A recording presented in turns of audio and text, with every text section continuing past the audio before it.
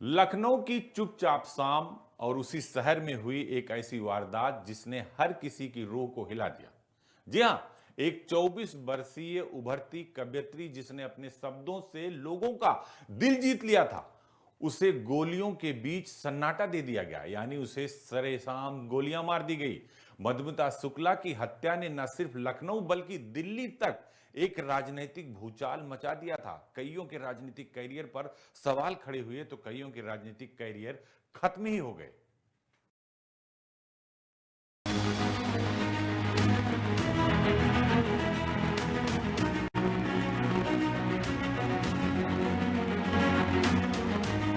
9 मई 2003 को लखनऊ के तकरीबन सभी वरिष्ठ पुलिस अधिकारी एक खास बैठक में व्यस्त थे।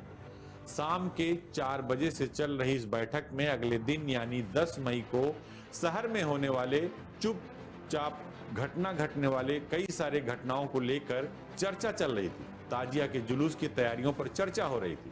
मुहर्रम के दौरान निकलने वाले हजारों लोगों के इस जुलूस की सुरक्षा व्यवस्था लखनऊ पुलिस के लिए हमेशा चुनौती रही थी।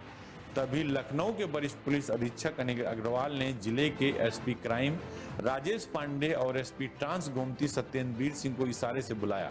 देखिए, सभी बाहुबली उसी मूड के थे और उनकी अपनी टैक्टिस थी कि अपने इलाके में काम करो, यानी वहाँ पे कोई गड़बड़ नहीं करते थे, वहाँ लोगों की मदद करते थे। इसके अलावा उनका रसूख इतना था कि काम कराना उनके लिए आसान था, किसी भी विभाग में और काम लाना भी आसान था। तो लोगों को एक दौर में इस तरह के नेता पसंद आने लगे। बड़े नेता भी ऐसे लोग को तवज्जो देने लगे और उस तवज्जो का ही परिणाम था कि जिस तरह से बाकी बाहुबली इस्टेब्लिश हुए, उसी तरह अमरमणि भी इस्टेब्लिश हुए।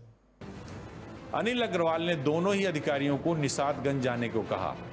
वहां की पेपर मिल कॉलोनी के मकान नंबर C33/6 में एक महिला की हत्या की सूचना आई।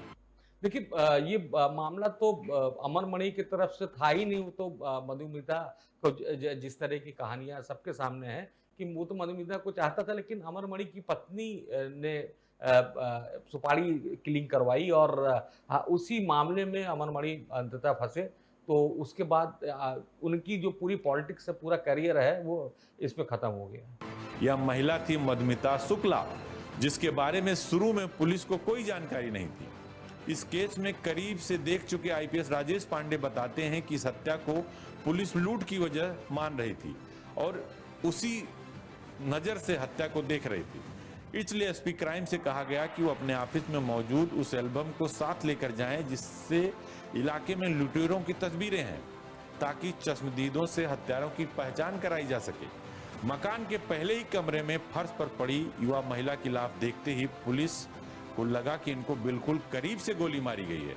पेपर मिल कॉलोनी के 2 कमरों के छोटे से मकान में हुई यह हत्या अगले कुछ घंटों में लखनऊ से लेकर दिल्ली तक भयंकर भूचाल मचाने वाली थी। जी हाँ, ये देखिए, केवल अमरमणि की बात नहीं है।